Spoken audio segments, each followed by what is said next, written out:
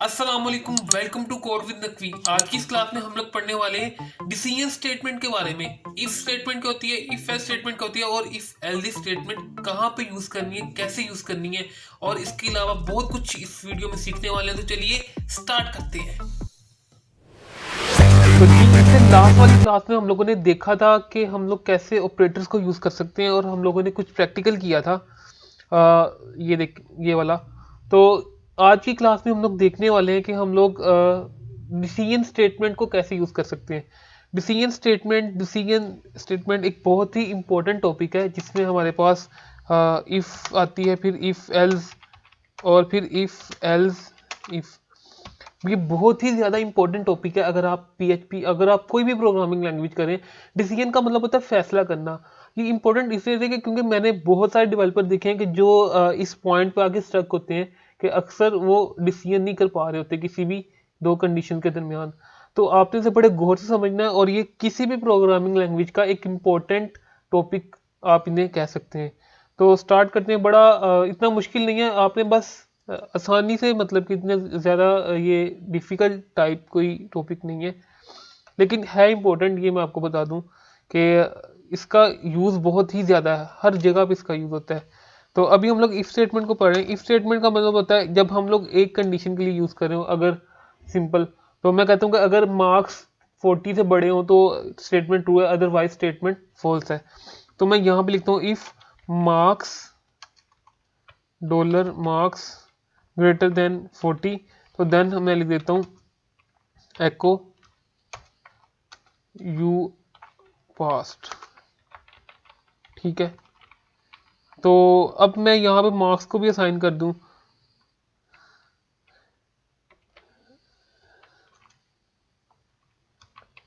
ये हमारी 6 क्लास है, और ये 5 क्लास का वर्क था जो मैंने मिटा दिया यहाँ से।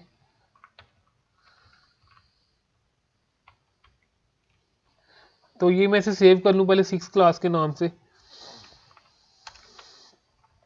6 क्लास।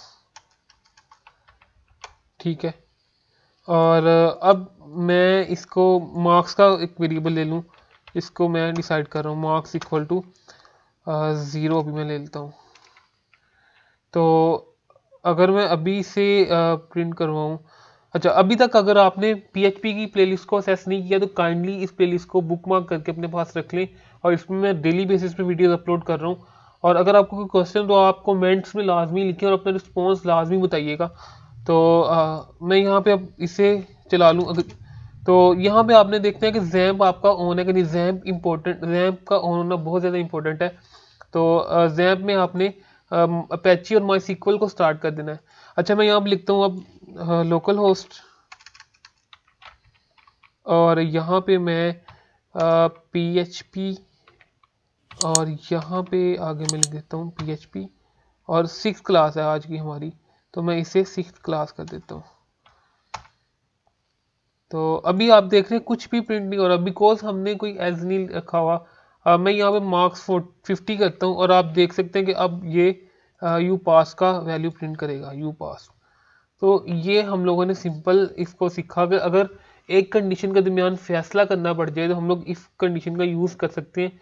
और ये बहुत ही ज़्यादा यूज़ होती है इफ स्टेटमेंट। बहरहाल हम लोग नेक्स्ट अगली स्टेटमेंट देखते हैं, जिसका नाम है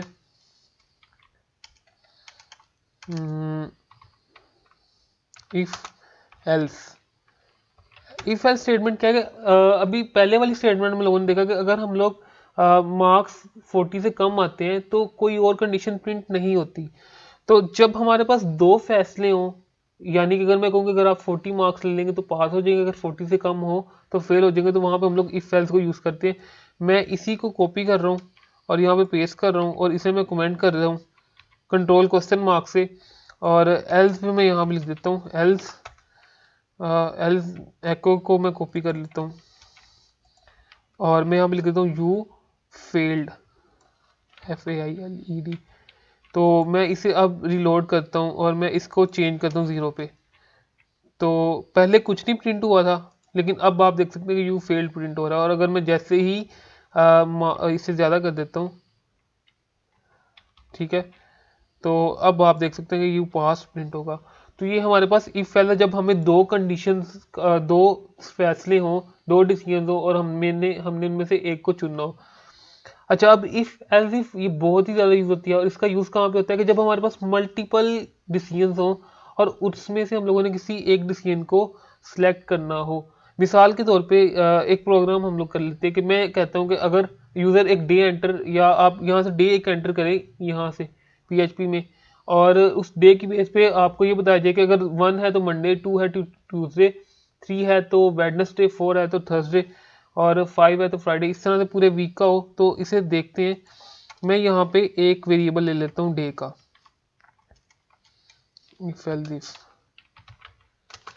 मैं यहाँ पे एक डे का वेरिएबल ले लेता हूँ और डे इक्वल टू अभी 1 कर देता हूँ। ठीक है, मैं अब यहाँ पे कंडीशन लगाता हूँ if dollar day equal to 1। ये मैंने बढ़ाया था ऑपरेटर्स में।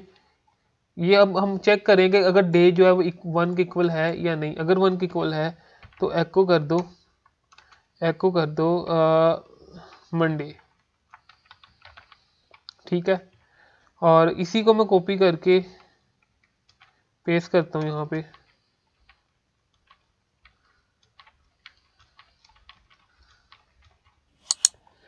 अब मैं यहाँ पे लिखता हूँ एल्स इफ अगर ऐसा नहीं है तो फिर चेक करो डे इक्वल, आज का दूसरा दिन है, और इसे प्रिंट कर दो ट्यूसडे, तो ट्यूसडे प्रिंट कर दो। अगर डे इक्वल टू 3 है, और मैं यहाँ पे एल्स इफ लिख देता हूँ, तो प्रिंट कर देना वेडनेसडे। ठीक है, और फिर मैं देखता हूँ अगर डे इक्वल टू 4 है तो प्रिंट कर देना वेडनेसडे, और उसके बाद थर्सडे, और अगर डे इक्वल टू 5 है तो प्रिंट कर देना फ्राइडे, और अगर डे इक्वल टू 6 है तो प्रिंट कर देना सैटरडे, और अगर डे इक्वल टू 7 है तो प्रिंट कर देना संडे, और अगर इसके अलावा कोई दिन आए तो फिर प्रिंट कर देना इनवैलिड डे। तो एल्स पे मैं लिख देता हूँ एल्स।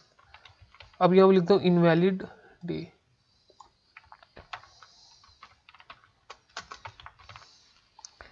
तो मैं यहाँ पे एल्स इफ लिख देता हूँ, एल्स इफ लिख देता हूँ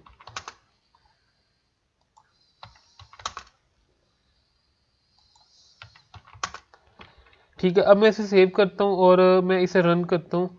ये ऊपर वाला मैं दोबारा कमेंट कर रहा हूँ। ठीक है, और अब इसे सेव करके रन करता हूँ। तो आज देखिए यहाँ पे प्रिंट हो गया मंडे। अगर मैं यहाँ पे 6 प्रिंट करता हूँ तो यहाँ पे फ्राइडे प्रिंट होना चाहिए। तो मैं इसे रिलोड करता हूँ तो यहाँ पे सॉरी सैटरडे प्रिंट होना चाहिए। 6 पे सैटरडे आता है। और अगर मैं यहाँ पे कोई ऐसी वैल्यू देता हूँ जो वीकडे में नहीं होती, लाइक मैं 33 देता हूँ, तो अब यहाँ पे आएगा इनवैलिड डे। या अगर कोई मैं वैल्यू माइनस में देता हूँ तो फिर भी इनवैलिड डे आएगा। तो ये हम लोगों ने प्रोग्राम किया इफ़ एज इफ़ का। आई होप कि आपको ये समझ आई होगी। आप इस तरह से बहुत सारे प्रोग्राम खुद से ट्राई कर सकते हैं। लाइक आप मार्क्स का ग्रेड निकाल सकते हैं कि अगर मार्क्स ग्रेटर देन है से 90 से तो ए ग्रेड है, बी है, सी है, डी है। या आप कोऑर्डिनेट्स बता सकते हैं कि मैथ में फर्स्ट 0 से लेकर 90 के दरमियान अगर डिग्री आ रही है तो 190 से 180 के दरमियान 2, और 180 से 270 के दरमियान 3, और 270 से 360 के दरमियान अगर डिग्री आ रही है तो उसका कोऑर्डिनेट 4 है।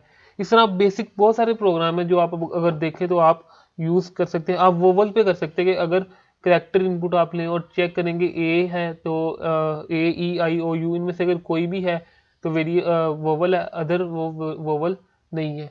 आप टेम्परेचर भी कर सकते हैं कि अगर टेम्परेचर ज़्यादा है मतलब कि 100 से, तो आप लिख सकते हैं कि फीवर है, नहीं तो फीवर नहीं है।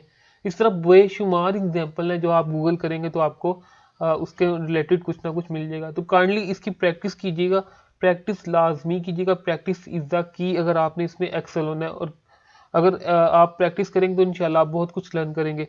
तो इसी के साथ इजाज़त चाहूँगा, मिलते हैं नेक्स्ट वीडियो के साथ। अपना बहुत सारा ख्याल रखिएगा। अल्लाह हाफिज़।